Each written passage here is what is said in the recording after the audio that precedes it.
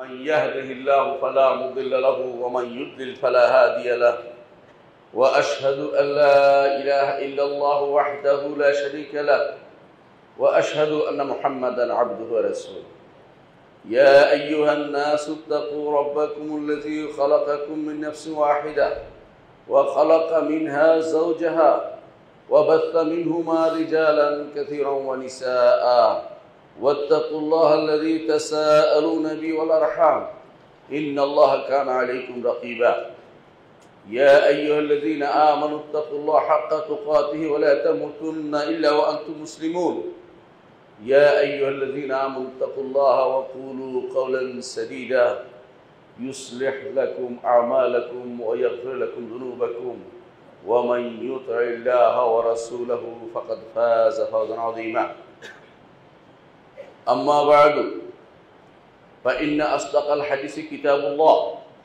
وخير الهدي هدي محمد صلى الله عليه وسلم وشر الأمور محدثاتها وكل محدثة بدعة وكل بدعة ضلالة وكل ضلالة في النار أيها الناس اتقوا الله واعلموا أن الله عز وجل أمرنا أن نتحلى بالتقوى والرسول صلى الله عليه وسلم كان يوصي أصحابه بالتقوى والله عز وجل أمر عباده بالتقوى والتقوى وصية الأولين والآخرين সম্মানিত মুসল্লিয়ানে কেরাম, আমি আমার নিজেকেও আপনাদেরকে আল্লাহ তাকওয়া অবলম্বন করে অনুরোধ জানাচ্ছি।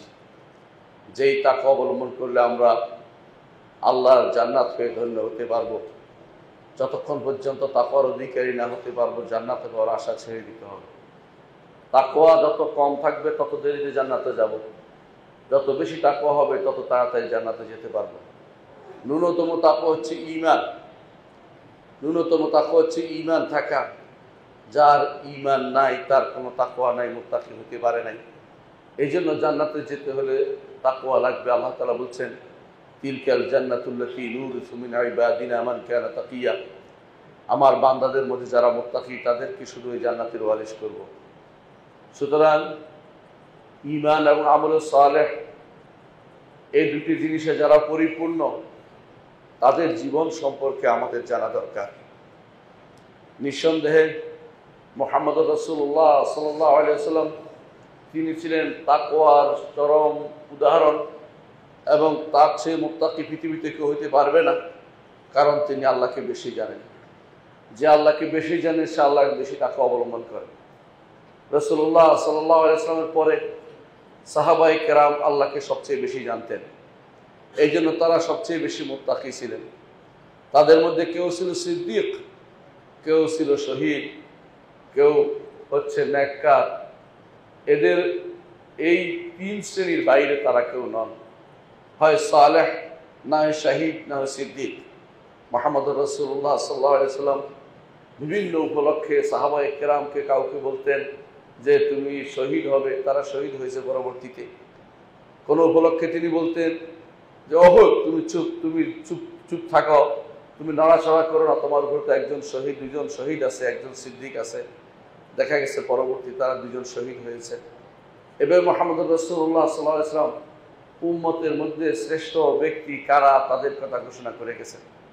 তিনি বলে গেছেন যে তোমরা যদি অহুদ পাহাড়ের মতো স্বর্ণ দান করো, স্বর্ণ, তারপরও আমার সাহাবীদের এক মুদ দেওয়ার মতো ক্ষমতা তোমাদের হবে না, সমপরিমাণ তোমরা সওয়াব পাবে না।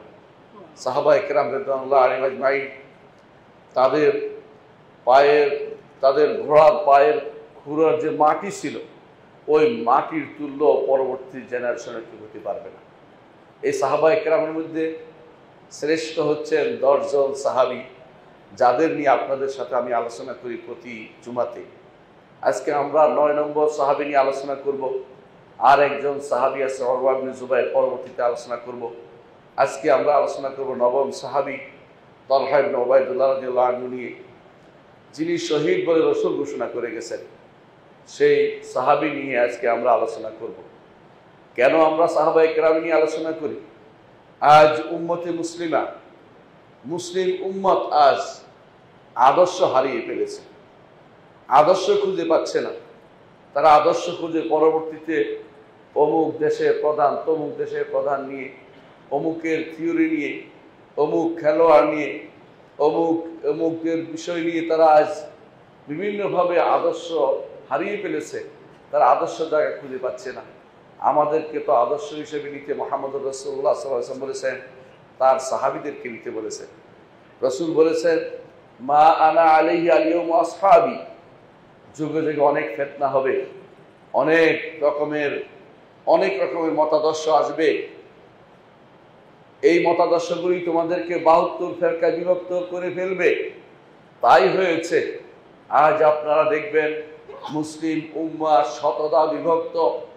ঐক্যের কথা অনেকেই বলে, আমরাও বলি ঐক্য হওয়া দরকার, কিন্তু ঐক্যের মাপকাঠি হারিয়ে ফেলেছি। সাহাবায়ে কেরাম হচ্ছে ঐক্যের মাপকাঠি। সে ঐক্যের মাপকাঠিতে যারা উত্তীর্ণ তাদের নিয়ে ঐক্য করতে হবে, তাদের পথে আমাদের চলতে হবে। রাসূলুল্লাহ সাল্লাল্লাহু আলাইহি ওয়াসাল্লাম যেদিন তিনি বলেছিলেন যে আমার উম্মত 72 ভাগে বিভক্ত হবে, সাহাবায়ে কেরাম বলেছে, ইয়া রাসূলুল্লাহ, সেদিন আমাদের কি করণীয় থাকবে? রাসূলুল্লাহ সাল্লাল্লাহু আলাইহি ওয়াসাল্লাম বলেছেন, মা আনা আলাইহি আল-ইয়াউমা ওয়া আসহাবি। আজকের দিনে যার উপর আমি আছি আর আমার সাহাবীরা আছে, এটার মধ্যে তোমাদেরকে থাকতে হবে। সাহাবায়ে কেরাম হচ্ছে এই জন্য সঠিক পথের আলোকবর্তিকা, নিবরাস বলেন অথবা মশাল বলেন, এই পথের পথিকে, এই পথের মধ্যে আপনি একজন সাহাবীকে নিয়ে সামনে এগিয়ে যাবেন। সাহাবায়ে কেরামের পথ ছাড়া যদি অন্যদিকে যান, আপনি পথভ্রষ্ট বিবেচিত হবেন। আজ অনেকেই সাহাবায়ে কেরাম সম্পর্কে খারাপ মন্তব্য করে, সাহাবায়ে কেরামের জীবনী সব পড়তে চায় না, সাহাবায়ে কেরামের জীবনী জানতে চায় না। সাহাবায়ে কেরামের জীবনী জানাও যা ঈমান। আমাদেরকে এই কথা বলেছেন আব্দুল্লাহ ইবনে মাসউদ রাদিয়াল্লাহু আনহু, তিনি বলেছেন, হুব্বুহুম ঈমান। সাহাবায়ে কেরামকে ভালোবাসা ঈমানের অংশ। সাহাবায়ে কেরামের জীবন চরিত আলোচনা করা আপনার ঈমান রক্ষার একটি মাপকাঠি। যদি আপনি সাহাবায়ে কেরামকে জীবনের আদর্শের মাথায় রাখতে পারেন, ওই দিকে সবসময় তাকান যে কাজটি সাহাবায়ে কেরাম করেছেন কিনা, অনেক কাজ থেকে আপনি আজ বিরত থাকবেন, অনেক রকমের মতাদর্শ থেকে আপনি নিজেকে গুটিয়ে নেবেন, হারাম অনেক কিছু থেকে নিজেকে বলবেন যে এগুলি আমার নবী সাহাবীরা করেননি, আমিও সেগুলি করব না। দুনিয়ার ব্যাপারে আপনি অনেক কিছুই করতে পারেন, কিন্তু দ্বীনের ব্যাপারে সাহাবায়ে কেরামের মতাদর্শের বাইরে যাওয়া কারোর জন্য বৈধতা নেই। এই জন্য ইমাম মালিক রহমতুল্লাহ আলাইহি বলেছেন যে যদি কোনো কেউ হেদায়েত পেতে চায়, অবশ্যই তাকে সাহাবায়ে কেরামের মতের উপর চলতে হবে। কারণ সাহাবায়ে কেরামের হকের যত মাপকাঠি, হকের যত কথা সাহাবায়ে কেরাম বলে গেছেন, এবং তিনি এটাও বলে গেছেন পরবর্তীদের জন্য একমাত্র পথ হবে সাহাবায়ে কেরামের পথ অনুসরণ করে চলা। আকীদা ও মানহাজে চলাফেরা যত কিছুতে আপনি সাহাবায়ে কেরামকে অনুসরণ করে চলবেন, হ্যাঁ, দুনিয়ার বুকে আপনি অনেক রকমের অনেক কিছু অর্থনৈতিক কর্মকাণ্ড করবেন, সেগুলো যদি দুনিয়ার বিষয়ে হারামে না পতিত হয়, সেগুলি শরীয়তে নিষেধ করে না। কিন্তু দ্বীনের বিষয়ে কোনোদিন দ্বীন বলে পরিচিত, ইসলাম বলে পরিচিত করতে চাইবেন আর সাহাবায়ে কেরাম করেননি, সেটা কোনোদিন দ্বীন হয় নাই। ইমাম মালিক রহমতুল্লাহ জন্য বলেছেন, সাহাবীর যুগে যেটা দ্বীন ছিল না, কিয়ামত পর্যন্ত সেটা কোনোদিন দ্বীন হবে না। এই জন্য আমাদের সাহাবায়ে কেরাম সম্পর্কে জানতে হবে। সাহাবায়ে কেরামের মধ্যে জান্নাতের 10 জন সুসংবাদপ্রাপ্ত 10 জন, একজন হচ্ছেন তালহা ইবনে উবাইদুল্লাহ রাদিয়াল্লাহু আনহু। তালহা ইবনে উবাইদুল্লাহ রাদিয়াল্লাহু আনহু, তার বংশ হচ্ছে তালহা ইবনে উবাইদুল্লাহ ইবনে উসমান আল কুরাশি আত-তাইমি, অর্থাৎ তাইমি বললে বুঝবেন আবু বকর রাদিয়াল্লাহু আনহু বংশের লোক তিনি ছিলেন, কারণ তিনিও তাইমি, আবু বকর রাদিয়াল্লাহু আনহু তিনিও তাইমি, এবং তালহা ইবনে উবাইদুল্লাহ রাদিয়াল্লাহু আনহু তিনিও তাইমি ছিলেন। হিজরতের আগে 28 বছর আগে তার জন্ম। এর অর্থ হচ্ছে রাসূলুল্লাহ সাল্লাল্লাহু আলাইহি ওয়াসাল্লাম যখন নবুয়ত পান তখন তার বয়স 15 বছর ছিল। সেই সময়ে তিনি ঈমান এনেছেন। তার কুনিয়ত ছিল আবু মুহাম্মদ। তার লকব ছিল তলহাতুল খায়র, তলহাতুল জুদ, তলহাতুল ফাইয়াদ। 3টি তার লকব ছিল, উপাধি ছিল। উপাধি কে দিয়েছেন? মুহাম্মদুর রাসূলুল্লাহ সাল্লাল্লাহু আলাইহি ওয়াসাল্লাম স্বয়ং উপাধি তার এই সাহাবীকে দিয়েছিলেন। কেন দিয়েছিলেন?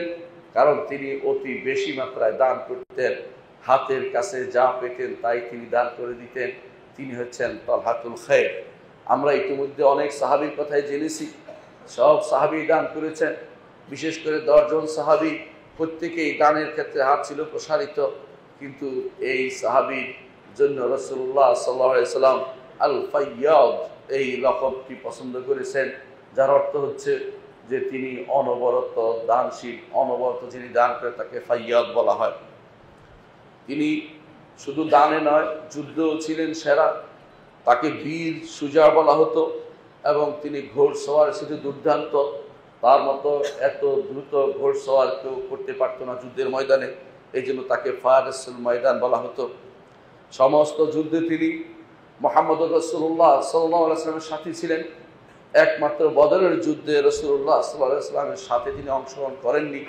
কারণ ছিল রাসূলুল্লাহ সাল্লাল্লাহু আলাইহি ওয়াসাল্লাম তাকে এবং সাঈদ ইবনে যায়েদ দুজনকে রাসূল পাঠিয়েছিলেন যে তোমরা আরো কুরাইশদের কোনো বাহিনী আসে কিনা ওদিক থেকে খোঁজ নিয়ে যাও। তো তারা খোঁজ নিতে গিয়েছে, এদিকে যুদ্ধ আরম্ভ হয়ে গেছে। সুতরাং এই জন্য যুদ্ধের শেষে তারা হাজির হয়েছে। রাসূলুল্লাহ সাল্লাল্লাহু আলাইহি ওয়াসাল্লাম তাদেরকে যুদ্ধের গনিমতের অংশ দিয়েছেন এবং তাদেরকে বলেছেন তোমরা আমাদের সাথে অংশীদার হবে। সেই হিসেবে তারা বদরের যুদ্ধের বদরের অন্তর্ভুক্ত। যদিও তারা বদরি সাহাবীদের মতো যুদ্ধ করেনি, কিন্তু তারা রসুলের কাজেই তারা ব্যস্ত ছিলেন এবং যুদ্ধের ময়দান থেকে দূরে থেকে তারা রাসূলুল্লাহ সাল্লাল্লাহু আলাইহি ওয়াসাল্লামের জন্য তার সীমানা রক্ষা এবং তার চারপাশে রক্ষা ব্যূহ তৈরির কাজে ব্যস্ত ছিলেন। তিনি ছিলেন ইসলাম গ্রহণকারী প্রথম 8 জন সাহাবীর একজন। প্রথম 8 জন সাহাবীর একজন ছিলেন তিনি, যারা আবু বকর রাদিয়াল্লাহু আনহু হাতে ইসলাম গ্রহণ করেছেন। আপনারা ইতিমধ্যে জেনেছেন আবু বকর রাদিয়াল্লাহু আনহু হাতে অনেকে ইসলাম গ্রহণ করেছেন। আপনারা কি লক্ষ্য করেছেন এই দাওয়াতের ক্ষেত্রে আবু বকর রাদিয়াল্লাহু আনহু একাই যথেষ্ট ছিলেন? এই জন্য দাওয়াতের জন্য গোষ্ঠী লাগে না, দাওয়াতের জন্য কোনো বড় দল লাগে না, দাওয়াতের জন্য ব্যক্তির ইচ্ছা যথেষ্ট। একজন মানুষ দাঈ আল্লাহ হতে পারে, ফাতিহাতুল খায়র হতে পারে, একজন মানুষ কল্যাণ উন্মুক্তকারী হতে পারে, নিজে দিতে পারে জায়গায় জায়গায়, আল্লাহর পথে দাওয়াত দিতে পারে। একক দাওয়াতের ক্ষেত্রে আবু বকর রাদিয়াল্লাহু আনহুর তুলনা আমরা দেখি না। তার হাতে অনেক মানুষ ইসলাম গ্রহণ করেছে, ত্রিশুদ্ধ মানুষ ইসলাম গ্রহণ করেছে তার একক দাওয়াতে। কোনো দল লাগেনি। সাহাবায়ে কেরাম এই দলীয় টেন্ডেন্সির বাইরে দাওয়াতের কাজ করেছেন। এবং দেখেন রাসূলুল্লাহ সাল্লাল্লাহু আলাইহি ওয়াসাল্লাম স্বয়ং দলীয়ভাবে দাওয়াত দেননি, এককভাবে দাওয়াত দিতেন। তার সাথে থাকতো 2 জন, হুররুন ও আব্দুন। একজন থাকতো আব্দ দাস, তিনি হচ্ছেন যায়েদ ইবনে হারিসা, আর হুররুন আবু বকর রাদিয়াল্লাহু আনহু। তিনি এই জন্য বাজারে যেতেন, সাথে দলবল নয়, মাত্র 2 জন যেতেন, অথবা তিনি একাই যেতেন, সাথে পিছনে একজন থাকতো। আর পিছন দিক থেকে আবু লাহাব পিছন দিক থেকে পাথর মেরে বলতো তার কথা শুনো না, তার কথা শুনো না। মানুষ তখন মনে করতো কার কথা শুনতে নিষেধ করতেছে, ওটা দেখে আসি। সেটা তার জন্য দাওয়াতের ক্ষেত্রে আরো বড় সহায়ক হতো। মানুষ শুনতে চলে যেত যে কার কথা নিষেধ করতেছে। সুবহানাল্লাহ। আল্লাহ তাআলার পথে তিনি দাওয়াত দিয়েছেন, রাসূল নিষেধ করলে মানুষ মনে করতো কার থেকে নিষেধ করে, আমরা তো খবর পাই নেই। খবর শোনার জন্য গিয়ে ইসলাম গ্রহণ করেছে অনেক মানুষ। একজন তো যাইয়া বললো যে শুনেছি তোমাকে নাকি জিনে ধরেছে। রাসূলুল্লাহ সাল্লাল্লাহু আলাইহি ওয়াসাল্লাম তাকে একটা সূরা তেলাওয়াত করে শোনালেন। লোকটি বলল এটা জিনের কারবার নয়, এ তো ভালো কথা, এ তো আল্লাহর বাণী মনে হচ্ছে আমার কাছে। সঙ্গে সঙ্গে ইসলাম গ্রহণ করলেন। এভাবেই মানুষ বদনামি তুলবে আল্লাহর দ্বীনের বিরুদ্ধে, দাওয়াতের বিরুদ্ধে, কিন্তু আল্লাহ তাআলা তার দ্বীনকে পূর্ণ করবেন। তালহা ইবনে উবাইদুল্লাহ রাদিয়াল্লাহু আনহু আবু বকর রাদিয়াল্লাহু আনহু হাতে ইসলাম গ্রহণ করেছেন। কিভাবে ইসলাম গ্রহণ করেছেন সেটা আপনারা জানেন, যে আবু বকর রাদিয়াল্লাহু আনহু ইসলাম গ্রহণ করার পরে তার কওমের মধ্যে, তার গোষ্ঠীর মধ্যে আগে ইসলামের দাওয়াত দিয়েছেন। তো তিনি ইসলাম গ্রহণ করেছেন। তার হাতে শোনা মাত্রই, বর্ণনা করা হয় তিনি এর আগেই গিয়েছিলেন ব্যবসা করতে সিরিয়ার দিকে। সেখানে একজন বলল যে তোমাদের দেশে শুনেছি একজন নবী বের হয়েছে, তুমি কি শুনেছ? বলে আমি তো শুনতে পাইনি। কারণ এমন গোপন ছিল যে নবুয়তের দাওয়াত, অনেকে সেটা শুনতে পায়নি। আসার পরে তিনি খুঁজতে আরম্ভ করলেন কে এই লোকটি। সঙ্গে সঙ্গে আবু বকরের দাওয়াত পাওয়ার পর তিনি ইসলাম গ্রহণ করেছেন। আল্লাহ তাআলা তার জন্য এই সৌভাগ্য রেখেছেন, যিনি প্রথম 8 জনের একজন ঈমানদার ছিলেন। তালহা ইবনে উবাইদুল্লাহ রাদিয়াল্লাহু আনহু, তার চেহারা ছিল শুভ্র সাদা, তার সাথে লাল মিশ্রিত ছিল এবং তার গঠন ছিল মধ্যম গঠনের, তবে কিছুটা একটু খাটোই ছিলেন। তার প্রশস্ত বুক ছিল এবং তার দুটি বাহু অত্যন্ত প্রশস্ত ছিল, পা দুটি মোটা ছিল। যখন তিনি তাকাতেন তখন পুরো শরীর নিয়ে তাকাতেন, যা রাসূলুল্লাহ সাল্লাল্লাহু আলাইহি ওয়াসাল্লামের সুন্নত। এটাই তার ছেলে মুসা বিন তালহা তার সম্পর্কে বর্ণনা করেছেন। ইসলাম গ্রহণ করার পরে তার উপর যে অমানসিক অত্যাচার তার উপর হয়েছিল তার কিছু বিবরণ আমরা দিচ্ছি।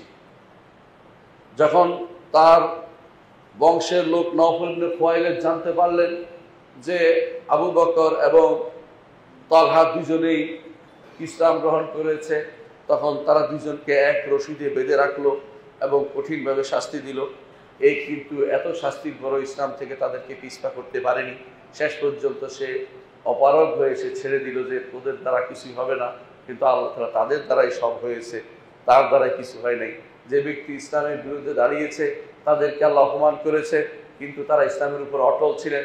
শত অত্যাচারের মুখে আবু বকর এবং তালহা দুজনে কেউ ইসলামকে পরিত্যাগ করেননি। তালহা ইবনে উবাইদুল্লাহ রাদিয়াল্লাহু আনহু মক্কাতে রাসূলুল্লাহ সাল্লাল্লাহু আলাইহি ওয়াসাল্লামের সবসময় সাথে ছিলেন, সবসময় সাথে থাকতেন এবং এই সাথে থাকার কারণে তিনি অন্য কোথাও যাননি, কোনো হিজরতের পথে যাননি। রাসূলুল্লাহ সাল্লাল্লাহু আলাইহি ওয়াসাল্লামের সাথে ছায়ার মতো থাকতেন। যখন মদিনায় হিজরত করলেন, রাসূলুল্লাহ সাল্লাল্লাহু আলাইহি ওয়াসাল্লাম তাকে যে নির্দেশ দিতেন সেটাই তিনি প্রতিপালন করতেন। রাসূলুল্লাহ সাল্লাল্লাহু আলাইহি ওয়াসাল্লামের সময় বদরের যুদ্ধে তিনি অংশগ্রহণ করতে পারেননি, কারণ রাসূলের নির্দেশে তিনি বাইরে ছিলেন। উহুদের যুদ্ধে তিনি চরম পরাকাষ্ঠা দেখিয়েছেন। এই ঘটনা সবাই জানে। উহুদের যুদ্ধে কি ঘটেছিল? উহুদের যুদ্ধে যখন যখন চতুর্দিক থেকে কাফেররা ধেয়ে আসলো মুহাম্মদ রাসূলুল্লাহ সাল্লাল্লাহু আলাইহি ওয়াসাল্লাম হামলা করার জন্য, চতুর্দিক থেকে। আর ওই সময় সাহাবায়ে কেরাম পালাতে আরম্ভ করলেন অনেকেই, কারণ অনেকেই আক্রমণের তীব্রতা এত বেশি ছিল যে অনেকেই সেখানে থাকতে পারেননি। ওই সময়ে অবস্থান করেছিলেন কয়েকজন সাহাবী। রাসূলের চারপাশে তারপরে একজন ছিলেন তালহা ইবনে উবাইদুল্লাহ রাদিয়াল্লাহু আনহু। কিভাবে তিনি ছিলেন, চারদিক থেকে তীর আসছিল, নিজেকে রাসূলের সামনে ঢালের মতো দাঁড় করিয়ে দিলেন। তীর তার গায়ে পতিত হলো, এমনকি তরবারির আঘাত আসছিল, তরবারির আঘাতের জন্য নিজেকে রাসূলের সামনে দাঁড় করে দিলেন। এমনকি কাফেররা চাইল তাকে উঠিয়ে নিয়ে যেতে, সেটাতেও তারা সফল হলো না। রাসূলুল্লাহ সাল্লাল্লাহু আলাইহি ওয়াসাল্লাম তখন চাইলেন যে তিনি সামনে এগিয়ে যাবেন, কোনো পাথরের উপর উঠবেন, কিন্তু তার শরীরে দুইটা বর্ম ছিল। এই দুইটি বর্মের কারণে তিনি উঠতে পারছিলেন না, উপরের দিকে উঠতে পারছিলেন না। এমন সময় তালহা ইবনে উবাইদুল্লাহ রাদিয়াল্লাহু আনহু তিনি তখন দাঁড়িয়ে গেলেন যে রাসূল, আপনি আমার পিঠে উঠুন। তিনি পিঠে উঠলেন। রাসূলুল্লাহ সাল্লাল্লাহু আলাইহি ওয়াসাল্লামকে তিনি বহন করে নিয়ে উপরের পাথরের উপরে উঠিয়ে রাখলেন।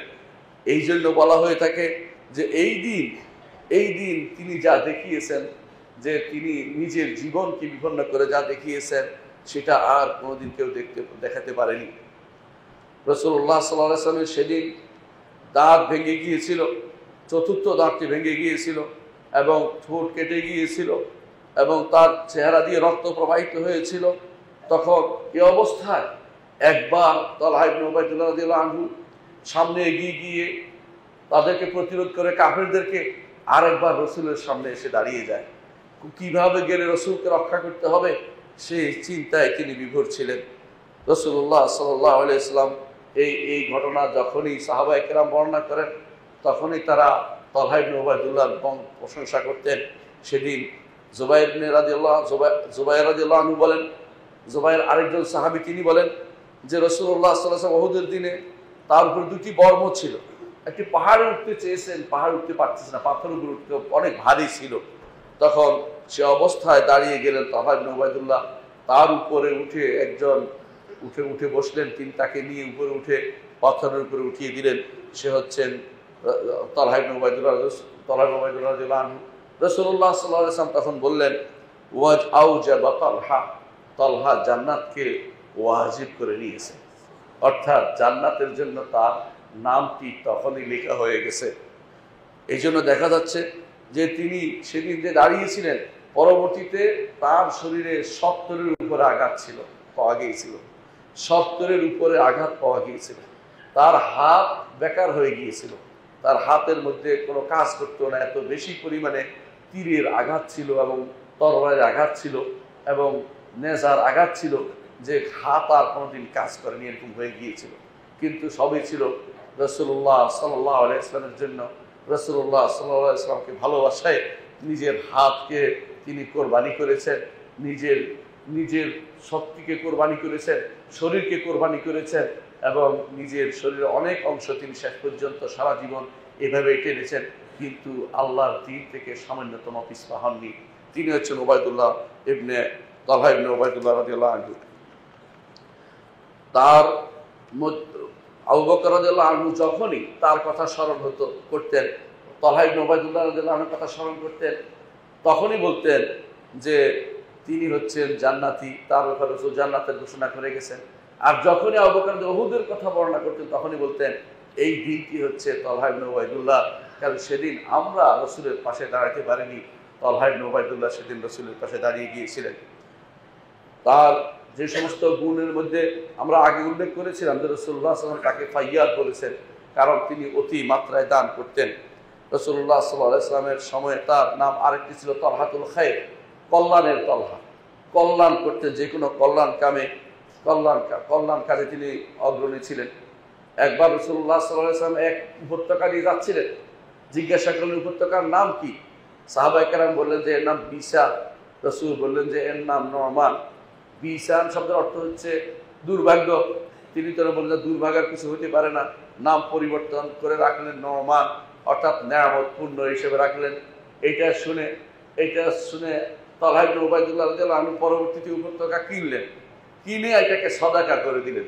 রাসূলুল্লাহ সাল্লাল্লাহু আলাইহি ওয়াসাল্লাম সাথে সাথে বললেন, মা আনতা ইল্লা ফাইয়াদ, তুমি তো দেখি দানের সেরা দান করেছ, কিনেছ নিজের জন্য নয়, সেটা দান করেছ মানুষের জন্য, বিশাল কাজ করে ফেলেছ। রাসূলুল্লাহ সাল্লাল্লাহু আলাইহি ওয়াসাল্লাম তার প্রশংসা করলেন। আরেকবার তার কাছে ৭,০০০ দিরহাম আসলো এক রাত্রিতে। কি জন্য আসলো? সেটা তার অধিকার, তার অংশ, যুদ্ধে অংশগ্রহণ করার কারণে সেটার ফল তার কাছে এসেছে। ৭,০০০ দিরহাম আসার কারণে সকাল পর্যন্ত তার স্ত্রী বলেন যে সকাল পর্যন্ত তিনি শুধু এদিক সেদিক করেছেন, ঘুমাননি। সকালে ঘুম থেকে উঠেই এই ৭,০০০ দিরহাম পুরোটাই শুধুমাত্র তার পরিবারের জন্য সামান্য রেখে পুরোটাই তিনি আল্লাহর রাস্তায় দান করে দিলেন। তিনি হচ্ছেন তলহাতুল খায়ের এবং তিনি হচ্ছেন তলহাতুল ফাইয়াদ, তলহাতুল জুদ। তাকে তিনি হচ্ছেন তালহা ইবনে ওবায়দুল্লাহ রাদিয়াল্লাহু আনহু। তার ফজিলতের মধ্যে কিছু ফজিলত আমি বর্ণনা করব। তার যে সমস্ত ফজিলত আছে, ইমাম তিরমিজি বর্ণনা করেন, জাবের ইবনে রাদিয়াল্লাহু আনহু থেকে বর্ণিত, তিনি বলেন নবী সাল্লাল্লাহু আলাইহি ওয়াসাল্লাম বলেছেন, মান সাররাহু আন ইয়ানজুরা ইলা রাজুলিন মিন আহলিল জান্নাতি ইয়ামশি আলা ওয়াজহিল আরদি ফালইয়ানজুর ইলা তালহা। তোমাদের মধ্যে কেউ যদি চায় জান্নাতি মানুষ দুনিয়ার বুকে হেঁটে চলেছে, সেই যেন দেখতে চায় সে যেন তালহা ইবনে ওবায়দুল্লাহর দিকে তাকায়। অর্থাৎ একজন মানুষ জান্নাতি, সে দুনিয়ার বুকে হেঁটে চলেছে, আপনি দেখতে পাচ্ছেন জান্নাতি। সুবহানাল্লাহ। রাসূলুল্লাহ সাল্লাল্লাহু আলাইহি ওয়াসাল্লাম বলছেন কেউ দেখতে চায় সে যেন তালহা ইবনে ওবায়দুল্লাহর দিকে দেখে। ইমাম তিরমিজি হাদিসটি বর্ণনা করেছেন। দ্বিতীয় আরেকটি তার ফজিলত হচ্ছে, রাসূলুল্লাহ সাল্লাল্লাহু আলাইহি ওয়াসাল্লাম যখন 10 জন সাহাবীকে জান্নাতি ঘোষণা করেছেন, তখন বলেছেন ওয়া তালহাতু ফিল জান্নাহ, আর তালহা জান্নাতে থাকবে, জান্নাতি হবে। রাসূলুল্লাহ সাল্লাল্লাহু আলাইহি ওয়াসাল্লাম সেই 10 জনের সাথে তার নামটিও নিয়েছিলেন।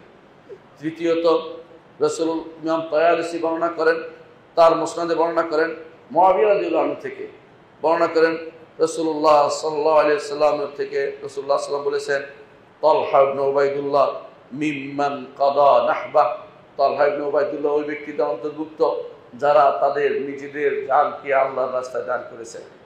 এই কথা কেন বলেছেন? কারণ আল্লাহ তাআলা কোরআনে কারীমে বলেছেন, মিনাল মুমিনিনা রিজালুন সাদাকু মা আহাদুল্লাহ আলাইহি, ঈমানদারদের মধ্যে কিছু লোক আছে যারা সাদাকু মা আহাদুল্লাহ আলাইহি, আল্লাহর সাথে অঙ্গীকার যে করেছে সেটাকে তারা সত্য করে দেখিয়েছে। অর্থাৎ তারা সত্যবাদী, নিজেদের সমস্ত কর্মকাণ্ড তারা সত্য করে দেখিয়েছে। সাহাবায়ে কেরামের কথাই এই আয়াতে বলা হয়েছে। তারপর আয়াতের মধ্যে বলা হয়েছে মিনহুম মান কাদা নাহবাহু ওয়া মিনহুম মান ইয়ান্তাজির, তাদের মধ্যে কেউ নিজের জীবনকে আল্লাহর রাস্তায় দান করেছে, ওয়া মিনহুম মান ইয়ান্তাজির, আর তাদের মধ্যে কেউ অপেক্ষা করছে কখন আল্লাহর রাস্তায় নিজের জানকে দান করবে। সেই সময় মুআবিয়া রাদিয়াল্লাহু বলেন তিনি হচ্ছেন তালহা ইবনে উবাইদুল্লাহ তাদের অন্তর্ভুক্ত যারা আল্লাহর রাস্তায় নিয়ে জানকে দিয়েছেন। চতুর্থ একটি ফজিলত হচ্ছে রাসূলুল্লাহ সাল্লাল্লাহু আলাইহি ওয়াসাল্লাম তাকে বলেছেন যে তার মুখে তাকে বলেছেন যে তালহা শহীদ, আল্লাহর রাস্তায় শহীদ বলে রাসূলুল্লাহ সাল্লাল্লাহু আলাইহি ওয়াসাল্লাম ঘোষণা করেছেন তালহা ইবনে উবাইদুল্লাহ রাদিয়াল্লাহু আনহুকে। পঞ্চম তার বৈশিষ্ট্য হচ্ছে, তার ফজিলত হচ্ছে ওমর রাদিয়াল্লাহু আনহু দুনিয়া থেকে যাওয়ার সময় যে 6 জনকে পরবর্তী খলিফা হওয়ার জন্য মনোনীত করেছেন, যে এই 6 জন খলিফা হওয়ার যোগ্য এবং যাদের উপর মজলিস শুরা যাদেরকে বলা হয়, 6 জনকে পরামর্শ সভার সদস্য বানিয়েছেন, উচ্চ কক্ষের সদস্য বানিয়েছেন। তার মধ্যে একজন হচ্ছেন তালহা ইবনে উবাইদুল্লাহ রাদিয়াল্লাহু আনহু। তালহা ইবনে উবাইদুল্লাহ রাদিয়াল্লাহু আনহু। আর আরেকটি বিষয় হচ্ছে যে তিনি উহুদের যুদ্ধে রাসূলুল্লাহ সাল্লাল্লাহু আলাইহি ওয়াসাল্লাম হাতে আলাল মউত, মৃত্যু পর্যন্ত যুদ্ধের শপথ করেছিলেন, বায়াত করেছিলেন। রাসূলুল্লাহ সাল্লাল্লাহু আলাইহি ওয়াসাল্লাম ছাড়া কারো হাতে মৃত্যুর বায়াত করা যায় না। মৃত্যু যুদ্ধের বায়াত রাসূলুল্লাহ সাল্লাল্লাহু আলাইহি ওয়াসাল্লাম যাদের থেকে নিয়েছেন তাদের মধ্যে একজন হচ্ছেন তালহা ইবনে উবাইদুল্লাহ রাদিয়াল্লাহু আনহু।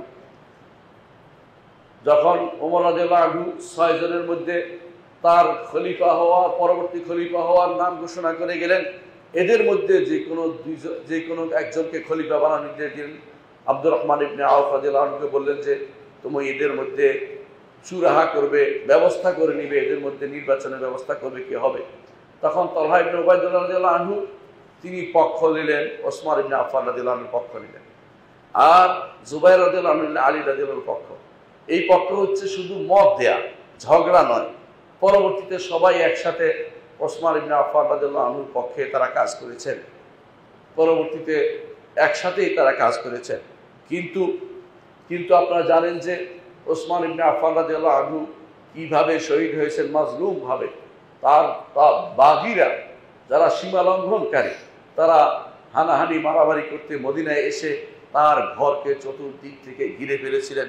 কিন্তু এই সময় ওসমান তালহা ইবনে উবাইদুল্লাহ রাদিয়াল্লাহু আনহু বারবার গেছেন, সাহাবায়ে কেরাম বারবার গেছেন, ওসমান রাদিয়াল্লাহু আনহুর কাছে গিয়ে বলেছেন যে আপনি শুধু অনুমতি দিন, এই বাগীদের সাইজ করা আমাদের জন্য কোনো ব্যাপারই না।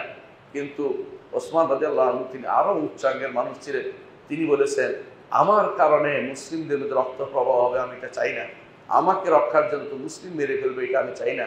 তাদেরকে বুঝানোর চেষ্টা করে তারা ভুলের পথে আছে, কিন্তু তারা বুঝতে চাইল না। শেষ পর্যন্ত বাগীরা ওসমান ইবনে আফফান রাদিয়াল্লাহু আনহুকে তার ঘরের মধ্যে শহীদ করে দিলেন। এই অবস্থা যখন বিরাজ করছিল, তালহা ইবনে উবাইদুল্লাহ রাদিয়াল্লাহু আনহু নিজেকে আফসোস ঠেকাতে পারলেন না যে খলিফাতুল মুসলিমিন তার ঘরে নিহত হলে আমরা কিছুই করতে পারলাম না। তারপর তিনি আলী রাদিয়াল্লাহু আনহুর বায়াত করলেন এই জন্য যে অবশ্যই এটার বিচার আপনি করবেন। আলী রাদিয়াল্লাহু আনহু সেটা বিচার করতে প্রস্তুত ছিলেন। এই অবস্থা চলছিল। আলী ইবনে আবি তালিব রাদিয়াল্লাহু আনহু সেজন্য বলতেন তালহা আযহান নাস ওয়া আসখাহুম, তালহা হচ্ছে সবচেয়ে বুদ্ধিমান এবং সবচেয়ে দানবীর। তিনি তার প্রশংসা করতেন, এবং তার এই প্রশংসা কারণে এমনকি বলা হয়ে থাকে, আলী ইবনে আবি তালিব বলেন আমি রাসূলুল্লাহ সাল্লাল্লাহু আলাইহি ওয়াসাল্লামকে বলতে শুনেছি তালহা এবং জুবাইর জারায়া ফিল জান্নাহ, জান্নাতে দুজন আমার পড়োশী হবে, জান্নাতে দুজন আমার পড়োশী হবে। রাসূলুল্লাহ সাল্লাল্লাহু বিভিন্নভাবে এইভাবে তার জান্নাতি হওয়ার কথা ঘোষণা করেছেন। এই জান্নাতি হওয়ার কথা ঘোষণা করার সাথে সাথে আমাদেরকে জানা দরকার যে যারাই তার ব্যাপারে কোনো উচ্চবাচ্য করবে, একজন জান্নাতি মানুষের ব্যাপারে উচ্চবাচ্য করলে সেই থুতু তার দিকে আসবে, সাহাবীদের কোনো ক্ষতি করবে না। বিশেষ করে তালহা ইবনে উবাইদুল্লাহ রাদিয়াল্লাহু আনহুর ব্যাপারে কারো মন্তব্য করা কোনোভাবেই গ্রহণযোগ্য হবে না। যখন তিনি বায়াত নিলেন তখন তিনি বারবার বলতে লাগলেন আলী রাদিয়াল্লাহু আনহুকে যে আমাকে বসরার দিকে পাঠান। জুবাইর রাদিয়াল্লাহু আনহু বললেন যে আমাকে কুফার দিকে পাঠান, আমি দুদিক পাহারা দেবো, আপনি এদিকে বিচার সম্পন্ন করে ফেলেন। যারা উসমানকে হত্যা করেছে তাদের বিচার করতে হবে। বারবার আলী রাদিয়াল্লাহু আনহু বলতেন, অপেক্ষা করুন, আমি সে বিচার করব, কিন্তু পরিবেশটা আমার পক্ষে হচ্ছে না, বিচারের কোনো পরিবেশ তৈরি করতে পারছি না। এখনো বিভিন্ন এলাকার মানুষ আমার আনুগত্য করছে না, এরা ওই দিক থেকে ভিন্ন পথে চলে যেতে পারে, সেই জন্য তিনি একটু দেরি করছিলেন। এই অবস্থা হজের মৌসুম চলে আসে। হজের মৌসুম চলে আসলে মানুষ হজে চলে যায়। হজে চলে যাওয়া এমন সময় হজে চলে গেছেন আয়েশা রাদিয়াল্লাহু আনহা, তিনিও হজে চলে গেলেন। আর ওই সময়ে মদিনা খালি পেয়ে যারা দুষ্কৃতিকারী তারা ওসমান ইবনে আফফান রাদিয়াল্লাহু আনহুকে শহীদ করে দিয়েছিলেন। তখন এই অবস্থা বিরাজ করার কারণে মক্কা থেকে লোকেরা আসার আগেই তখন তালহা ইবনে জুবাইর রাদিয়াল্লাহু আনহু দুজনেই মক্কাতে গেলেন। গিয়ে তাদের মা, আমাদের সবার মা আয়েশা রাদিয়াল্লাহু আনহা বসে আলোচনা করলেন যে ওসমান হত্যার বিচারটা করতেই হয়। আমাদের খলিফাতুল মুসলিমিনকে হত্যা করা হয়েছে, অথচ বিচার হচ্ছে না, ওদের শাস্তি পেতে হবে, কি করা যায়? তারা যখন সেই সময় মক্কা থেকে তারা বসরার দিকে রওনা হলেন। বসরার দিকে রওনা হওয়ার সময় পথে অনেক মানুষ একত্র হলো, কারণ রাসূলুল্লাহ সাল্লাল্লাহু আলাইহি ওয়াসাল্লামকে, সাহাবীকে যারা ভালোবাসতো, সাহাবীদেরকে বিশেষ করে যারা ওসমানকে ভালোবাসতো এবং যারা তালহা, জুবাইর এবং উম্মাহাতুল মুমিনিনদের ভালোবাসা, সবাই রওনা হয়ে গেল পথে। কিন্তু বেশিরভাগ ভিতরে ভিতরে আব্দুল্লাহ ইবনে সাবা ঢুকে গেল। সে ছিল ফিতনাবাজ। সে ফিতনা তৈরি করার জন্য চুপ মেরে বসে থাকে, যাতে করে যুদ্ধ আরম্ভ হয়, যুদ্ধ যেন আরম্ভ হয়ে যায়। যখন এই অবস্থায় রওনা হয়ে গেছেন, পথিমধ্যে এক জায়গায় আয়েশা রাদিয়াল্লাহু আনহা বললেন, দেখলেন যে কুকুর সেখানে ঘেউ ঘেউ করছে। তিনি বললেন যে এটা কোন জায়গায়, এই জায়গার নাম কি? তখন তার সাথীরা বলল, এই জায়গার নাম হচ্ছে হাউ আব জায়গার নাম। আয়েশা রাদিয়াল্লাহু আনহা বললেন যে আমাকে ফিরে নিয়ে চলো, আমি এদিকে যাব না, কারণ আমি আমার হাবিবকে বলতে শুনেছি তোমাদের মধ্যে, হে আমার স্ত্রীরা, তোমাদের মধ্যে এমন কে আছে যাকে হাউ আব নামক এলাকায় কুকুর ঘেউ ঘেউ করবে?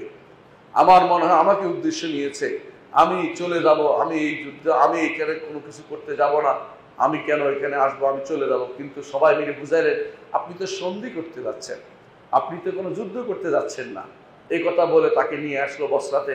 আর ওদিক থেকে আলী ইবনে আবি তালেব রাদিয়াল্লাহু আনহু তিনি ওসমান ইবনে হানিফ সহ বিভিন্ন লোকদের পাঠালেন যে ওনাকে বুঝান তারা কি জন্য ওদিকে যাচ্ছে, বিচার তো আমি করব, তারা তো বিচার করতে পারবে না, আর তারা তো ওখানে গেলে ফিতনা তৈরি হবে। তিনি তখন সেখানে পথ আটকানোর জন্য লোক পাঠালেন, তাদের সাথে আমার কথা হবে। তিনি কথা বলতে গেলেন, কথা বলে মায়ের সাথে কথা বলেন, মাকে বললেন সসম্মানে আপনি মদিনায় চলে যান। তিনি বলেন আমি মদিনায় চলে যাব।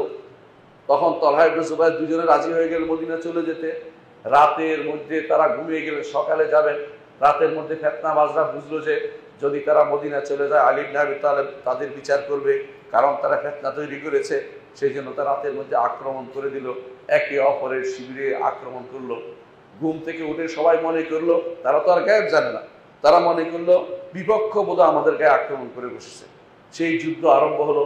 সেই যুদ্ধে বহু সাহাবী নিহত হলেন, বহু সাহাবী শহীদ হলেন, এবং সেটা ছিল মুসলিমদের এমন এক যুদ্ধ যে যুদ্ধ আসলেই কারো কাম্য ছিল না। এই জন্য এই দোষ কেউ যেন সাহাবায়ে কেরামকে না দেয়। এইটা হচ্ছে ভুল বুঝাবুঝির কারণে হয়ে গিয়েছে। কেউ কাউকে হত্যা করার নিয়ত সেই যুদ্ধ হয়নি, শুধুমাত্র কেন আক্রমণ হলো সেটা প্রতিহত করার উদ্দেশ্য ছিল। এর বাইরে অন্য কোনো সাহাবায়ে কেরাম সম্পর্কে অন্য কোনো চিন্তা বা মন্তব্য যদি কেউ করে, সেই ব্যক্তি পথভ্রষ্ট ছাড়া আর কিছুই নয়। এই সময় আলী ইবনে আবি তালেব রাদিয়াল্লাহু আনহু তিনি আসলেন, এসে বললেন যে তুমি কি তালহা, আপনি কি মনে করতে পারেন রাসূলুল্লাহ সাল্লাল্লাহু আলাইহি ওয়াসাল্লাম বলেছেন আলীর সাথে যে ব্যক্তি বন্ধুত্ব রাখবে সে হচ্ছে আলী ইবনে আবি তালেব, বন্ধুত্ব রাখলে সে আমার গোষ্ঠী, আমি তো রসুলের সে আলী রয়ে গেছি।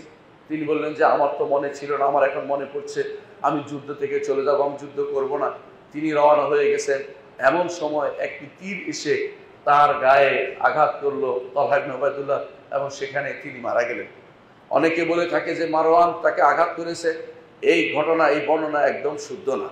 কেন শুদ্ধ না? শুদ্ধ বর্ণনা হলে আমরা শুদ্ধ বলতে পারি না। শিয়ারা সেটা বানিয়েছে, কারণ পরবর্তীতে মারওয়ান যেহেতু মদিনার শাসক হয়েছে, এই জন্য শিয়ারা সেটা বানিয়েছে তাকে ঘৃণা করার জন্য, এটা আমরা বুঝি।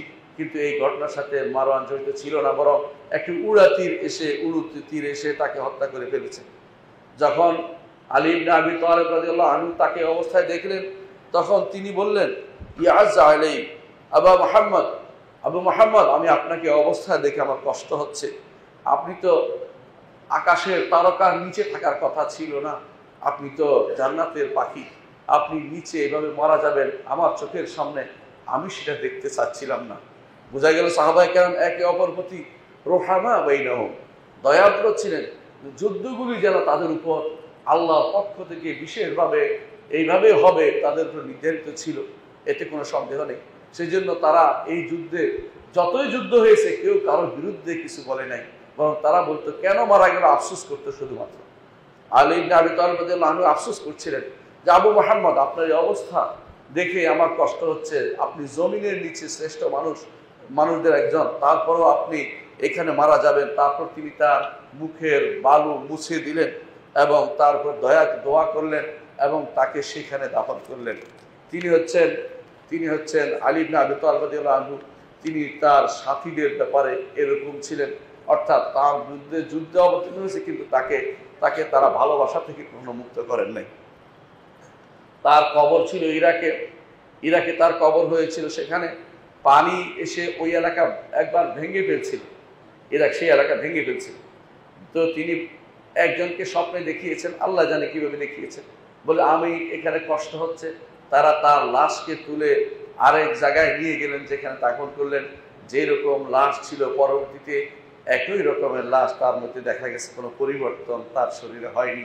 আল্লাহর পক্ষ থেকে এটা বিশেষ নেয়ামত ছিল। বসরাতে সেভাবেই তার লাশটাকে পরবর্তী পাওয়া গেছে, অন্য জায়গাতে পাশে স্থানান্তর করা, যেখানে পানির স্রোত নাই সেখানে স্থানান্তর করা হয়েছে। তার সন্তানদের মধ্যে অনেকেই ছিলেন। মোহাম্মদ সাজ্জাদ একজন ছিলেন, তিনি জামালের যুদ্ধেই তিনি মারা গিয়েছিলেন। আলী ইবনে আবি তালেব রাদিয়াল্লাহু আনহু ছেলেটাকে দেখে কেঁদে দিলেন এবং বললেন, তুমি তোমার বাবার অনুসরণ করে মারা গেছো, নাহলে তুমি মারা যাওয়ার মতো মানুষ নয়, তুমি ছিল সাজ্জাদ, অতিমাত্রায় সেজদাকারী, সালাত আদায়কারী। তোমাকে আমি অবস্থা দেখে আমিও সহ্য করতে পারছি না। সাহাবায়ে কেরাম তারা একে অপরের জন্য কাঁদতেন, কিন্তু কিছু যেন করার ছিল না। যুদ্ধ কারা লাগিয়ে দিল তারা বুঝতে পারছিলেন না। এই যুদ্ধে সাহাবায়ে কেরামের অনেকেই সেই যুদ্ধে মারা গিয়েছিলেন। তার আরেক সন্তান ছিল মুসা বিন তালহা, পরবর্তী তিনি হাদিসের বর্ণনাকারী ছিলেন। তার এই বর্ণনাগুলো আমরা যে পাচ্ছি, এর কারণ হচ্ছে তার পরবর্তী জেনারেশন সেটা তার কাছে বিস্তারিত বর্ণনা করে গেছেন আমাদের জন্য। যেই কথা বলছিলাম, সাহাবায়ে কেরামের এই যে যুদ্ধ অবস্থাটা ছিল, এইটা নিয়ে আলোচনা করা আহলুস সুন্নাত ওয়াল জামাতের কাছে নিষিদ্ধ। যদি আপনি আহলুস সুন্নাত ওয়াল জামাতের আকীদা ও মানহাজের অধিকারী হন, সাহাবায়ে কেরামের এই ঘটনাটা বলবেন, কিন্তু কারো উপরে দোষ দিতে পারবেন না। আহলুস সুন্নাত ওয়াল জামাতের মানহাজ হচ্ছে এটাই। এই জায়গাতে এসে দুর্ভাগ্যবশত আমাদের দেশের কোনো দলের নেতারা হেরে গেছে। তারা এই জায়গাতে এসে সাহাবায়ে কেরামের কারো নামে মিথ্যা কথা রচনা করেছে। ইচ্ছা করে না করলেও মিথ্যা বর্ণনাকে যারা প্রমোট করে তারা মিথ্যা কথাই রচনা করে। মিথ্যা বর্ণনা কারা করেছে? শিয়ারা করেছে। শিয়ারা যারা এই যুদ্ধকে বানিয়ে দিয়েছে, এই জন্য বদরের যুদ্ধের মতো ভয়াবহ না, এরকম কিছু না। এই যুদ্ধ ছিল ভুল বুঝাবুঝির ফসল, আর কিছুই না। এই যুদ্ধের মধ্যে আমাদের নীতি হবে, এই যুদ্ধ যতটুকু আলোচনা করা দরকার ততটুকু আলোচনা করা যাবে।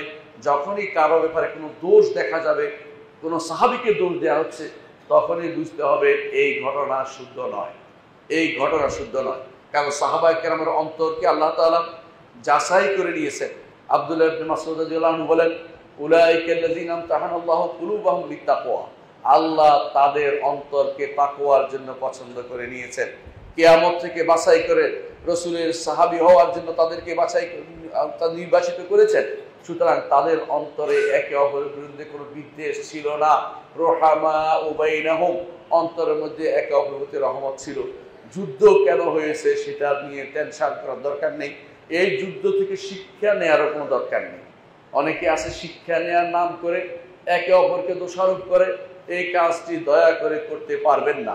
এই কাজটি যারা করবে তারা পথ ভ্রষ্টদের অন্তর্ভুক্ত হবে। এই ব্যাপারে সবচেয়ে ভয়াবহ অবস্থানে আছে শিয়ারা সাহাবায়ে কেরামকে তাকফির করে, কাফের বলে। আপনারা জানেন, নাউজুবিল্লাহ। আলী রাদিয়াল্লাহু আনহু এবং কয়েকজন মুসলিম কেউ বলছে 3 জন, কেউ বলছে 7 জন, কেউ বলে 10 জন মাত্র, হাতে গোনা এদের ছাড়া আর সবাইকে তারা কাফের বলে। নাউজুবিল্লাহ। এদের মধ্যে তারা সবচেয়ে বেশি ঘৃণা করে আয়েশা রাদিয়াল্লাহু আনহাকে, আবু বকরকে, ওমরকে, এবং ঘৃণা করে তলহা এবং জুবাইর রাদিয়াল্লাহু আনহুমাকে। কেন তাদের এই ঘৃণা?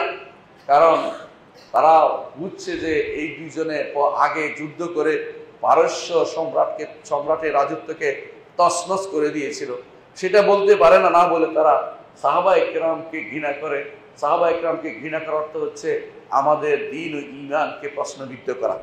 কারণ আমাদের কোরআন সাহাবায়ে কেরামের হাত দিয়ে এসেছে, আমাদের হাদিস সাহাবায়ে কেরামের হাত দিয়ে এসেছে, আমাদের যত গৌরব গাথা সব সাহাবায়ে কেরামের মাধ্যমে আমাদের অর্জিত হয়েছে। তারা সেই জায়গাতে আঘাত করতে চেয়েছে, তারা সেই জায়গাতে আঘাত করে। তারা ইহুদি নাসারার চেয়েও ভয়াবহ জায়গায় লিপ্ত হয়েছে। ইহুদিদের যদি জিজ্ঞাসা করেন যে তোমাদের মধ্যে শ্রেষ্ঠ কারা, তারা বলবে যারা মুসার সাথে ছিল তারা সবচেয়ে ভালো, তারাই শ্রেষ্ঠ। নাসারাদের যদি জিজ্ঞাসা করেন তোমাদের মধ্যে শ্রেষ্ঠ কারা, নাসারা অবশ্যই বলবে, নাসারারা বলবে যে যারা ঈসার সাথে ছিল হাওয়ারিরা তারা শ্রেষ্ঠ। আর আপনি শিয়াদের যদি জিজ্ঞাসা করেন উম্মতের মধ্যে সবচেয়ে খারাপ কারা, তারা তখন বলবে মুহাম্মদুর রাসূলুল্লাহ সাল্লাল্লাহু আলাইহি ওয়াসাল্লামের সাথে তারা, তার নাউজুবিল্লাহ। আর চিন্তা করে দেখেছেন তারা কোন জায়গায় হাত দিয়েছে? এর কারণ হচ্ছে আব্দুল্লাহ ইবনে সাবাল ইহুদি এই চক্রান্তের কারণে এই মুসলিমদের মধ্যে একটি গোষ্ঠী আলাদা হয়ে গেছে। এই জন্য শিয়ারা উম্মতে মুসলিমা থেকে এই পুরোটাই একটা আলাদা একটা দলে পরিণত হয়েছে। এরা পথভ্রষ্ট গোষ্ঠী। এদের মধ্যে অনেক গোষ্ঠী আছে যারা পুরোপুরি কাফের হয়ে গেছে, পুরোপুরি কাফের হয়ে গেছে। ইমামরা যুগে যুগে বলেছেন আয়েশা রাদিয়াল্লাহু আনহার জন্য আল্লাহ তাআলা 15টি আয়াত নাজিল করেছে। এমন কোন ব্যক্তির জন্য 15টি আয়াত নাজিল হয়নি। আয়েশা রাদিয়াল্লাহু আনহার সম্মানে, তার মর্যাদা রক্ষার্থে, তিনি যে পবিত্রা ছিলেন সেটা প্রমাণার্থে আল্লাহ তাআলা 15টি আয়াত নাজিল করেছে। অথচ এই 15টি আয়াতের বিরুদ্ধে শিয়াদের অবস্থান। তারা আয়েশা রাদিয়াল্লাহু আনহাকে এমন শব্দ উচ্চারণ করে তার জন্য আপনি যেটা সহ্য করতে পারবেন না। আমরা নিজেরা দেখেছি, দেখে শুধু কানে হাত দিয়ে চলে এসেছি লেবাননের সে অবস্থা দেখে। লেবাননের একটা এলাকা আছে শিয়াদের, সেখানে গেলে সারাদিন শুধু আয়েশা রাদিয়াল্লাহু আনহার জন্য তারা গালিগালাজ শুধু দিতেই থাকে। তারা এটাকে দিন মনে করে, আবু বকর ওমরকে গালিগালাজ করা দিন মনে করে। এদের সে আপনি কি পেতে পারেন? এই জন্য ইমাম মালিক রহমতুল্লাহ আলাইহি বলেছেন যে এই যারা এরকম কাজ করবে, যারা আবু বকর ওমর অথবা আয়েশা রাদিয়াল্লাহু আনহাকে খারাপভাবে চিত্রায়িত করবে, তারা কাফের ছাড়া কিছুই নয়। আপনি যদি আশ্চর্য হবেন, আপনারা অনেকেই তথাকথিত ইমাম নিয়ে যে খুশি হচ্ছেন, ইরানের ইমামের যে ইমাম নিয়ম বলেন, সেই ব্যক্তি এদের সাহাবায়ে কেরামকে তাকফির করতো। সেই ব্যক্তি সাহাবায়ে কেরাম সম্পর্কে খারাপ কথা বলতো, আবু বকর ওমর তলহা এবং জুবাইর এদের নিয়ে খারাপ কথা বলতো, আয়েশা রাদিয়াল্লাহু আনহা সম্পর্কে খারাপ কথা বলতো। তারা আমাদেরকে মুসলিমই মনে করে না, আর আপনি তাদের সাথে ঐক্য করতে যাচ্ছেন। আপনি কি বুঝেন না আপনার শত্রুকে, আপনার মিত্রকে? সুতরাং বুঝতে হবে সাহাবায়ে কেরামের বিরুদ্ধে যারা দাঁড়াবে, সাহাবায়ে কেরামের সমালোচনা যারা করবে, সমালোচনা বুঝেন কেন এটা করলো, এই কথা বলাটাই সমালোচনা। নেগেটিভ সেন্সে যে কোনো কথা বলাই সমালোচনা। আপনি যদি কোনো মুআবিয়া রাদিয়াল্লাহু আনহুর কোনো সমালোচনা করেন, আপনি যদি তলহা অথবা জুবাইর রাদিয়াল্লাহু আনহুর কোনো সমালোচনা করেন, কেন এটা করলো, কেন এটা হলো, এই জাতীয় কোনো কথা বলতে পারবেন না। এটাই আহলুস সুন্নাত ওয়াল জামাতের মত। ইমাম তাহাবী রাহমাতুল্লাহ আলাইহি তার কিতাবে লিখেছেন, যেটা আকীদার সংক্ষিপ্ত মুখপাত্র হানাফি মাযহাবের ইমামরা সেটা বলেন, সালাফিরা তো আগে থেকে বলে আসছে, হানাফি ইমামরাও সেটা বলেছেন, ওয়াসসুকুতু আম্মা শাজারা বাইনাহুম, সাহাবায়ে কেরামের মাঝে যা ঘটেছে এই ব্যাপারে চুপ থাকা হচ্ছে আহলুস সুন্নাত ওয়াল জামাতের আকীদা ও মানহাজ। এখানে শিক্ষার নাম করে অথবা কোনো কিছু প্রতিরোধের নাম করে বাড়াবাড়ি কোনো কিছু করা যাবে না। শুধু ভালো উল্লেখ করতে হবে, ভালোটা যেমন আজকে আমরা উল্লেখ করেছি, প্রত্যেক সাহাবীর ভালোটা উল্লেখ করতে হবে। কোনো সাহাবীকে আমরা গুনাহ থেকে মুক্ত বলি না, কিন্তু তাই বলে নির্ধারণ করে কোনো ব্যক্তিকে অমুক গুনাহ করেছে, গুনাহগার অমুক এটা করেছে, এই জাতীয় বলা জায়েজ নাই। কারণ এতে করে সাহাবায়ে কেরামের অপমান হয়। আপনারা জানেন রাসূলুল্লাহ সাল্লাল্লাহু আলাইহি ওয়াসাল্লামের সেই বাক্যটি তিনি বলেছেন, ফাবিহুব্বি আহাব্বাহুম, আমাকে ভালোবাসলে এদেরকে ভালোবাসো, অবিবুগদি আবগাদাহুম, কেউ যদি তাদেরকে ঘৃণা করে আমাকে সেটা ঘৃণা করা হয়ে যায়। এজন্য সাহাবায়ে কেরামকে কোনোভাবে আক্রমণের জায়গা বানানো যাবে না। যদি কোনো কারণ হয়ে যায় বলতে হবে তারা এটা করেছেন, এর বাইরে আমরা কিছু জানি না কেন করেছেন।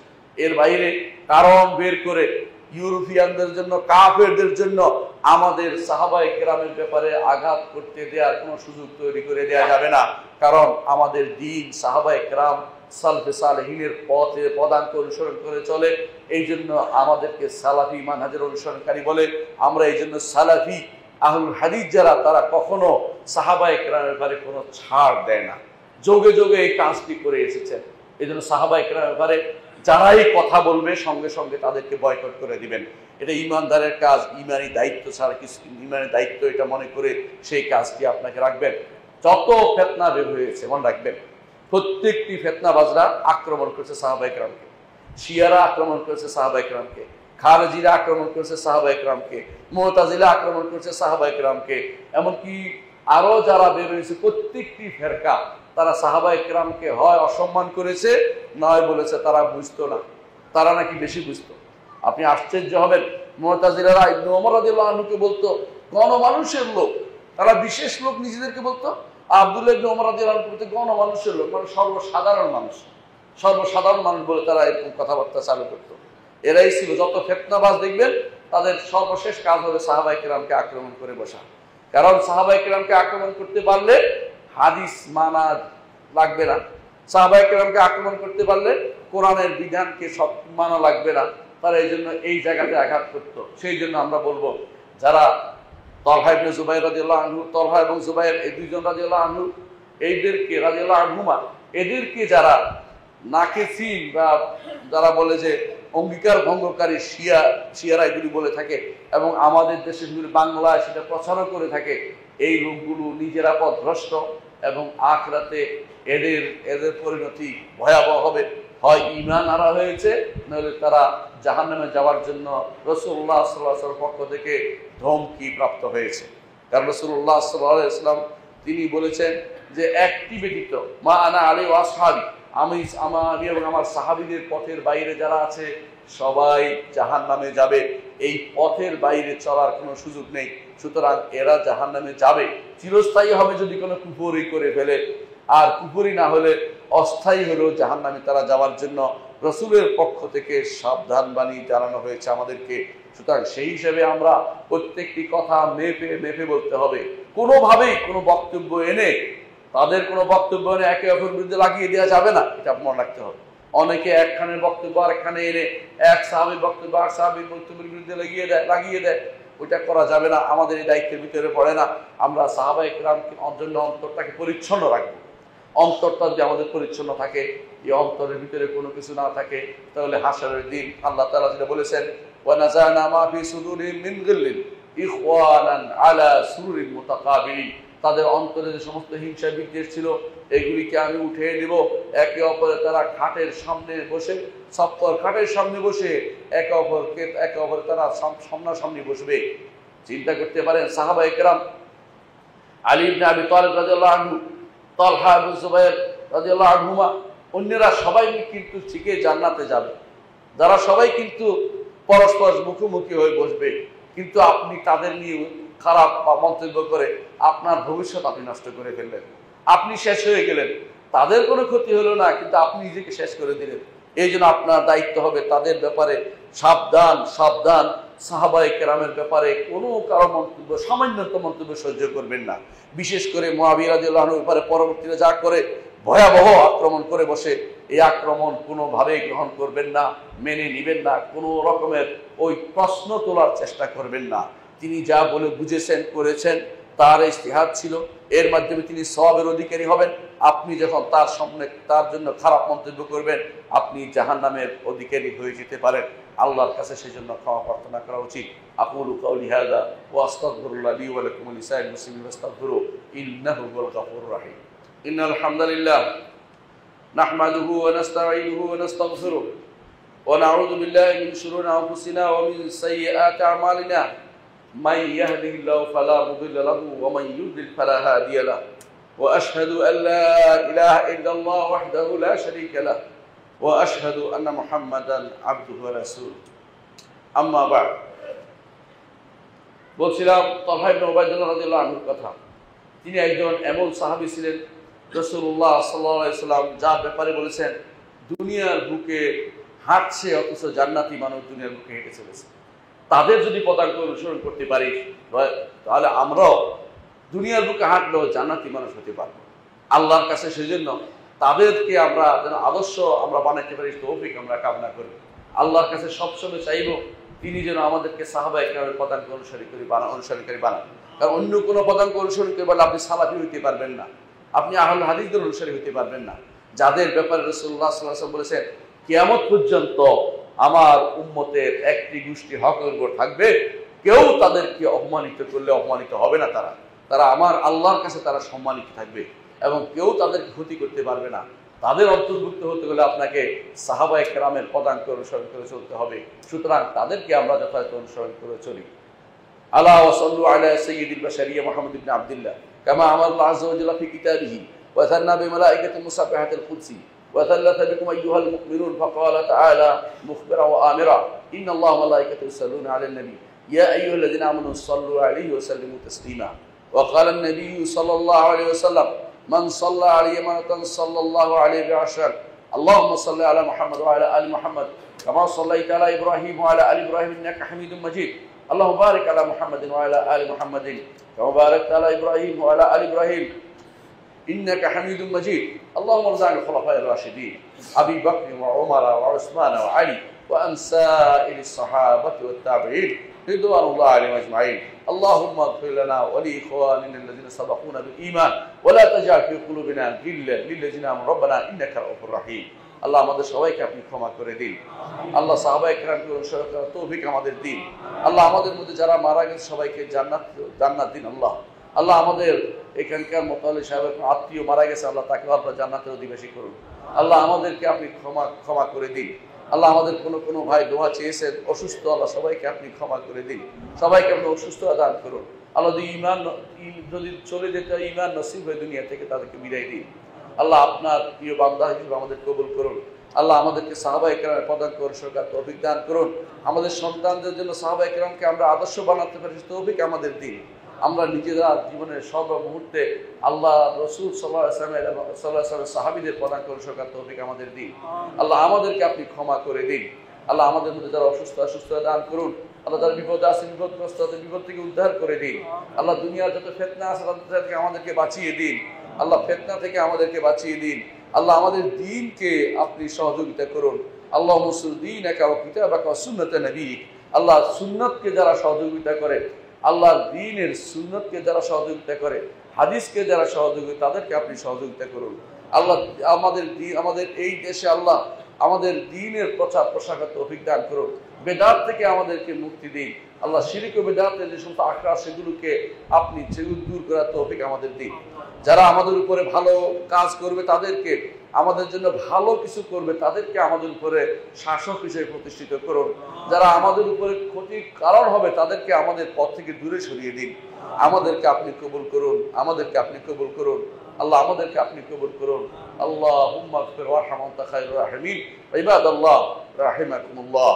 ইন্নাল্লাহা ইয়া'মুরু বিল 'আদলি ওয়াল ইহসান ওয়া ইতা'i যিল কুরবা ওয়া ইয়ানহা আনিল ফাহশা'i ওয়াল মুনকারি ওয়াল বাগই يعظكم لعلكم تذكرون ولذكر الله أكبر والله يعلم ما تصنعون